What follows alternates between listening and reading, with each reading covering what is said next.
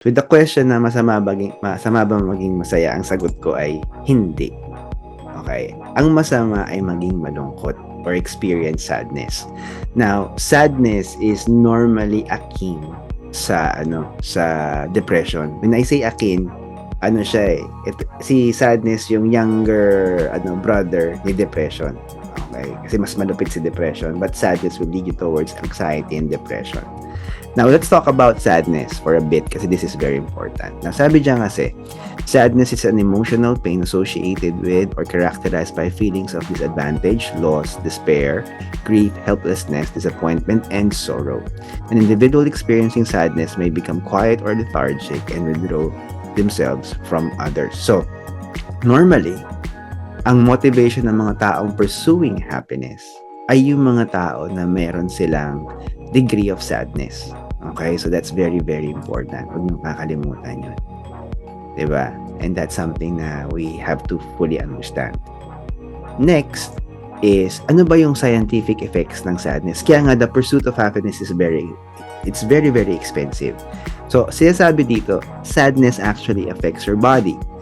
You're emotionally spent, you're confused, medyo may pagka-cloudy yung judgment nyo, you become withdrawn, blood pressure and your heart rate rise, diba? And commonly, yung mga taong may sadness, bukod sa pagiging lethargic and they lack the energy, marami pa mga nangyayari hindi maganda sa kanila, and we will talk about that. So, maaari kang constipated or meron kang diarrhea, you experience chest pain, may dry mouth ka, may back pain ka, may fatigue ka, nagkakaroon ka ng headache or yung proverbial na migraine. Of course, meron migraine associated sa health condition, but there is actually migraine that is associated to sadness. You have high blood pressure and heart palpitations, yung parang kinakabaka-baka or hindi regular yung heartbeat mo. So, sadness affects your body. Sadness affects your judgment. Sadness affects your relationship. Sadness affects your present and your future. Kaya napakamahal maging malungkot. Kung may bagay na masama maging malungkot at mag-park ka, pumarada ka sa kalungkutan. Huwag natin kakalimutan yun. Kasi may mga taong pumapark sa kalungkutan. Ano pa? Sadness affects your appetite. So, some people become anorexic or bulimic because it actually becomes, a way for you to cope up with sadness, lalo na pag food. So, kain ka ng kain. Iba naman, hindi food yung kanilang pag-cope. So, anong nangyayari sa kanila ngayon? Naapektuhan yung kanilang appetite, naapektuhan yung kanilang tawag dito, yung kanilang eating habits. That's why they become sick. Okay, bumabagsak din kasi yung immune system ng mga taong may sadness. Ang tanong ko sa iyo right now, sad ka ba? Are you sad? Because if you're sad, ang pinakamagandang gagawin mo dyan, aminin mo sa sarili mo na malungkot ka. Huwag mong takpan yung sadness. Kasi ang sadness, parang sugat yan na maliit. Let's say, may sugat ka rito sa braso, sugatan kang ganyan, di ba? Ang ginagawa kasi ng mga tao, let's say this is sadness, sugat yan. Pagawin ng mga tao, tatapalan nila, pero hindi nila hahayaan gumaling. Tapos minsan tatakpan nila. Pag tinakpan nila, hindi alam ng mga tao na meron silang sugat dito, which is sadness, no? Metaphorically. Ngayon, pag nasagi, nasasaktan ka lalo. Lalong lumalalim. Kasi hindi kinure, ang ginawa mo, tinakpan mo pa. So it's still there. Your wound is still there. That's why a lot of people, they say hurtful things. A lot of people, they want to prove a lot of things because they're very sad. Okay, mayabang sila. They want people to actually feel inferior doon sa kanilang perceived superiority or yung kanilang pag-emulate o yung pagpapakita nila na okay ako, ganyan. So whatever. They put doon sa kanilang kanilang frontage ng buhay nila. So napakamahal maging sad because magkakasakit ka, gagastos ka, and the thing that you pursue, it's actually happiness. Kaya nga importante ang joy sa buhay. Because if you're joy, obviously if you have joy, may kagalakan ka, hindi ka malulungkot. Ganun lang kasimple yun. It is the cure for sadness. And sadness, again, unfortunately leads to depression. Okay, so magiging anxiety mo na yan, tapos it becomes depression eventually. And depression is actually a mental disorder. Huwag natin kakalimutan. It is something that is needed to be attended to. So, sa personal experience ko bilang life coach, these are the things na I have discovered. Sa sarili ko, when I was pursuing happiness and I was filled with sadness, and normally kasi yung mga tao na na-experience nila yung extreme sadness just like myself, pero hindi naman ako maabot sa depression. Close to, of course.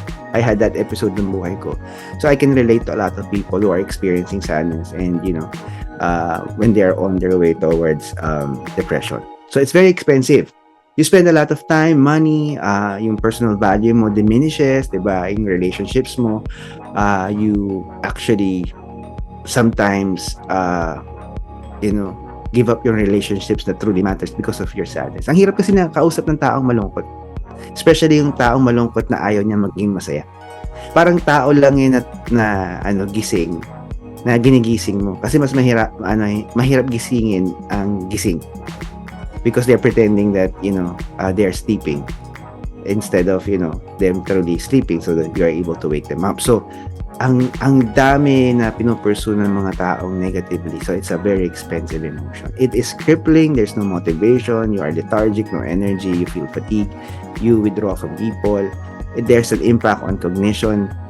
Pagkausap ko yung mga client ko, sometimes yung mga kaibigan ko, when we have coaching conversations, nag-i-skip yung conversation kung saan napupunta. It's all over the place.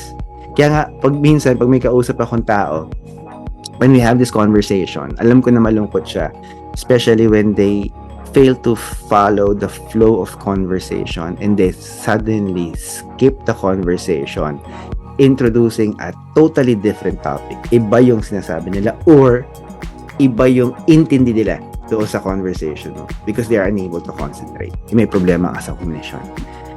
A lot of sad people I have spoken to, they have sealed lips. Ibig sabihin, hindi nila ma-confess yung sadness nila. They will try to mask it with a lot of things. And anong nangyayari tuloy sa kanila, instead na humingi sila ng tulong, taas na lang yung kamay nila, kailangan ko ng tulong, hindi nila masabi kasi hindi nila maintindihan where will they start, how will they admit, how will they confess that they are experiencing sadness sa buhay nila.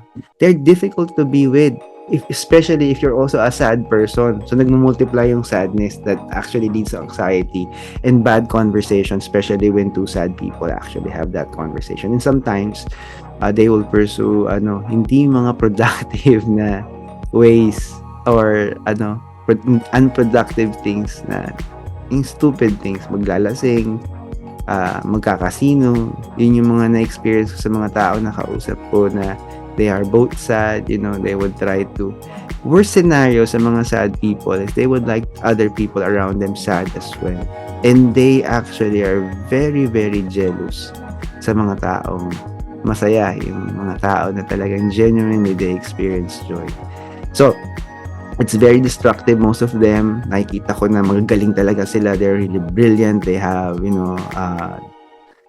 wisdom beyond my understanding at times, but they don't find it because they're blinded by the sadness and their personal value goes down and they have low self-esteem.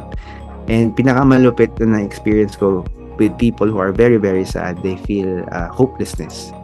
And ang nakakalungkot kasi is, especially if a person who is sad does not know how to seek help and does not have any friends who can actually provide help, na ituro talaga sa kanya yung bagay na yun. Kasi ang sadness tinanggap na lang ng mundo. Okay? Tinanggap ng kultura as something normal. No, it's not normal. It is never normal. Okay? It's not normal for you to experience and linger in sadness. Kasi it's going to be very, very difficult for you. Okay? So, remember, hindi masama maging masaya, masama maging malungkot. Okay? When I say masama maging malungkot, hindi ka dapat magstay doon sa sadness mo and pursue happiness. Ang kailangan mong gawin is to find healing doon sa sadness mo so that your sadness will be replaced with joy. Yun yung pinaka-essential. That's why when I do coaching conversations, I normally lead them to the realization that there is no better pursuit in their current situation than the pursuit of joy or yung kagalakan sa buhay nila, and how they can actually build joy and make it as part of the foundation ng kanilang pamumuhay. Because when you have joy, you have the ability to overcome.